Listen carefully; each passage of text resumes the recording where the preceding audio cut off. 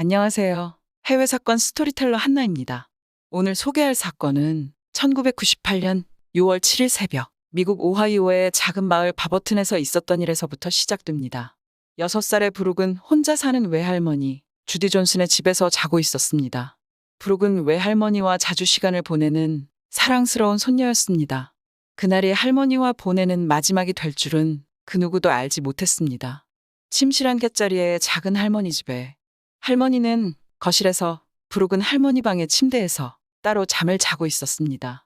집에 누군가 침입하여 할머니를 공격하는 소리에 브룩은 잠에서 깨었고 할머니를 폭행하는 남자를 본 후 얼른 방으로 들어가 침대에 숨었지만 노인을 잔인하게 공격한 범인에게 목격자인 브룩이 어린 나이인 건 큰 문제가 되지 않았나 봅니다. 범인은 브룩 또한 잔인하게 공격했고 브룩을 죽게 내버려둔 후 사라졌습니다. 하지만 브룩은 공격에서 살아남았고 할머니의 이웃으로 가서 도움을 요청했습니다. 이웃은 다친 상태로 도움을 청하고 있는 브룩을 아이들 아침 식사를 준비하는 중이라는 이유로 데려다 줄 수 있을 때까지 45분간 현관 앞에서 기다리게 했고 신고나 응급처치 없이 브룩을 브룩의 집으로 데려다 주기만 하였습니다. 브룩의 아버지가 급히 장모님의 댁으로 달려가서 장모님의 시신을 발견 후 그제서야 911에 신고하게 되었고 신고를 받고 주디의 집으로 출동한 경찰은 숨진 주디를 발견했습니다. 생존자인 브룩은 범인이 이모부인 클래런스 애킨스처럼 보였다고 얘기했다고 합니다. 경찰은 목격자이자 피해자인 브룩이 지목한 그의 집을 조사해봤지만 특별한 물리적 증거는 발견되지 않았습니다.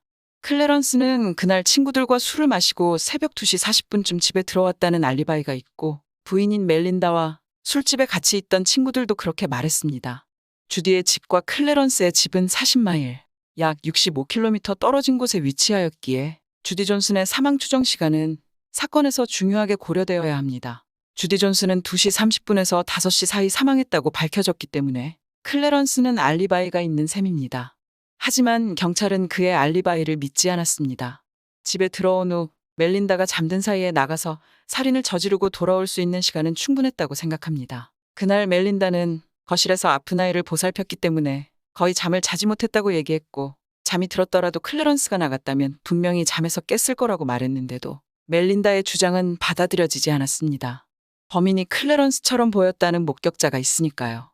결국 피해자의 증언으로 클래런스 애킨스는 재판을 받게 되었습니다. 주디는 과거 여러 번의 결혼 실패를 경험했습니다.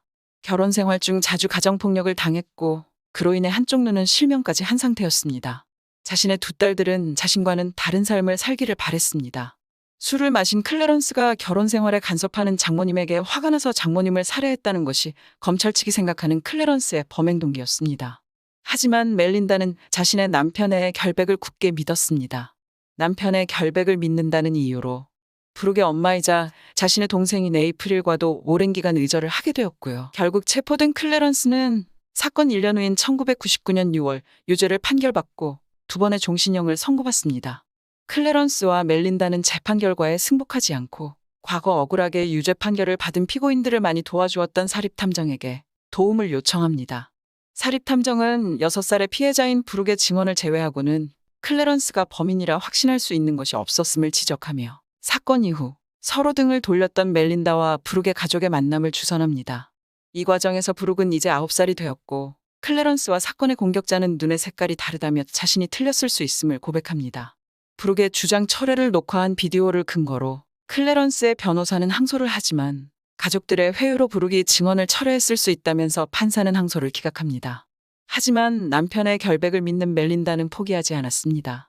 지금은 범죄자의 유죄를 입증하거나 용의선상에서 제외시키는 데 매우 중요한 증거가 될 수 있지만 그 당시에는 생소했던 기술인 DNA에 대한 기사를 본 후 멜린다는 사건 현장에서 나온 DNA를 재검사해보겠다고 법원에 요구하고 법원은 회수된 DNA에 멜린다가 접근할 수 있는 것은 허락하나 검사 비용은 멜린다 측에서 지불해야 한다는 판결을 내립니다. DNA 검사 결과 사건 현장에서 나온 DNA는 클래런스의 것이 아니었습니다. 이 결과를 근거로 멜린다는 다시 한번 항소를 준비하지만 2005년에 법원은 DNA 결과에 상관없이 유죄를 판결했기 때문에 DNA 결과가 있어도 클래런스의 판결은 유죄였을 것이라며 다시 한번 항소를 기각합니다. 지금 생각하면 말도 안 되는 결과이지만 2005년 당시는 과학수사 기술이 지금처럼 발전하지 않았던 시기였다는 점 감안해 주시기 바랍니다. 클래런스의 무죄를 밝히는 방법은 진범을 찾는 방법밖에는 남지 않았습니다. 멜린다는 수사를 하며 진범을 찾기 위해 주디의 주변의 용의자라고 볼 수 있을 만한 인물이 있는지를 조사합니다. 의심이 갔던 인물이 있었지요. 자기 자신도 그 또래의 아이를 키우는 엄마이면서 응급처치나 경찰에 신고도 없이 집 앞에 폭행으로 인해 피투성이가 된 브룩을 30분 이상 세워두었던 이웃을 기억하시나요? 그녀의 이름은 토냐 브라질입니다. 토냐는 클래런스의 재판에서 사건 당일 브룩의 상태를 증언한 증인이기도 했습니다. 그녀의 증언은 브룩이 자신의 집 앞으로 처음 왔을 때 자신을 공격했던 사람이 클래런스처럼 생각된다고 얘기했다는 것을 들었다는 것이었고, 이 증언은 클래런스에게 매우 불리하게 쓰여졌었지요. 멜린다는 범인이 클래런스로 지목될 수 있었던 데에 결정적인 역할에 토냐가 큰 영향을 미쳤을지도 모른다고 생각합니다. 브룩을 데려다주면서 브룩이 범인은 클래런스랑 비슷하다 했다는 말을 브룩의 부모에게 전했던 것도 토냐였기 때문입니다. 앞서 밝혔듯 911의 신고는 브룩 아버지가 했지요. 이 신고 과정에서 클래런스의 이름이 처음 언급된 것이었습니다. 그 당시에는 몰랐지만 당시 토냐에게는 사실혼 관계의 남자가 있었고, 그는 사건 발생 이틀 전 감옥에서 출소한 전과자였습니다. 그의 이름은 어얼만. 폭행, 강도 등 화려한 전과 기록을 가진 전과자였습니다. 멜린다는 그의 DNA를 확보해 사건 현장에서 나온 DNA와 비교해보려는 계획을 세웠는데요. 어얼만은 2002년 자신의 세 딸들에게 몹쓸 짓을 한 죄로 감옥에서 수감 생활을 하고 있었습니다. 공교롭게도 클래런스와 같은 감옥이었지요.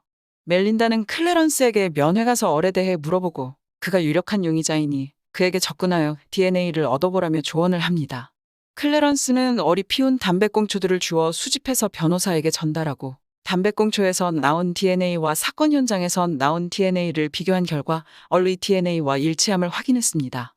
이 같은 사실이 밝혀진 후 브룩을 데려다줬던 이웃이자 얼의 동거녀 토냐는 사건이 일어났던 아침 브룩이 그들의 집에 찾아오기 전에 얼이 몸에 상처를 입은 채로 들어왔고, 브룩이 그들의 집으로 찾아와 도움을 요청하자 브룩을 집 안으로 들이지도 말고 경찰에 신고하지도 말라 했다고 고백합니다. 얼의 DNA가 사건 현장에서 나온 것과 일치한다는 결과가 나온 후 더욱 놀라운 사실이 밝혀집니다. 사건 발생 1년 후이고 아직 클래런스의 재판은 열리기 전이었던 1999년, 얼이 다른 범죄로 체포당했을 당시 술에 취해 있던 얼이 왜 주디 존슨의 살해 혐의로 자신을 체포하지 않았는지에 대해 경찰관에게 물었고, 규정에 따라 얼을 체포한 경찰관은 주디 존슨 살인 사건의 담당 형사에게 메모를 남겼었다고 합니다. 이런 사실은 클래런스의 변호사에게 전달되지 않았음은 물론이고 얼을 용의자로 보는 재조사가 이루어지지도 않았습니다. 이런 의심스러운 정황과 현장에서 나온 DNA가 어얼만과 일치함이 드러났는데도 검사는 클래런스의 석방을 거부했습니다. 결국 기자회견 등의 압박을 통해 조치를 취하고 나서야 검찰은 재조사를 했고, 현장에서 나온 다른 DNA 증거들이 얼의 DNA와 일치한다는 결과가 나온 후에야 클래런스는 6년 반 만에 자유의 몸이 될 수 있었습니다. 사건의 진범인 얼은 범행 10년 만인 2008년 사형을 피하기 위해 검사와 유죄 인정 협상을 했고, 55년 후 그가 92살이 되어서야 가석방 심사를 받을 수 있는 종신형을 선고받고 현재 복역 중입니다. 클래런스는 이후 아이오와주와 107만 달러에 합의하고 1999년 얼이 체포 당시에 자신이 주디 존슨의 살인사건의 범인임을 암시하는 말을 했음에도 얼의 진술을 공개하지 않은 것에 대해 경찰을 상대로 민사소송을 제기하여 승소합니다. 그 진술이 공개되었다면 얼은 주디 존슨과 이웃이었다는 점, 얼의 동거인인 토냐가 했던 사건 당일에 의심스러웠던 행동들 등 사건과의 연관성을 조사하다 보면 얼의 DNA를 조사해봤을 것이며, 그랬다면 클래런스는 유죄를 선고받지 않았을 것입니다.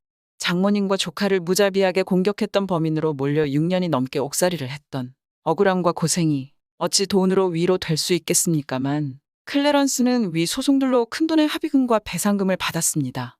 클래런스와 멜린다는 현재는 부부의 상태가 아니지만 여전히 친한 친구로 지내며 자신들의 경험을 토대로 억울하게 유죄 판결을 받는 사람들을 도와주기 위한 법안을 통과시키는데 중요한 일들을 하고 있다고 합니다. 이상 사건 읽어주는 해외사건 스토리텔러 한나였습니다. 감사합니다.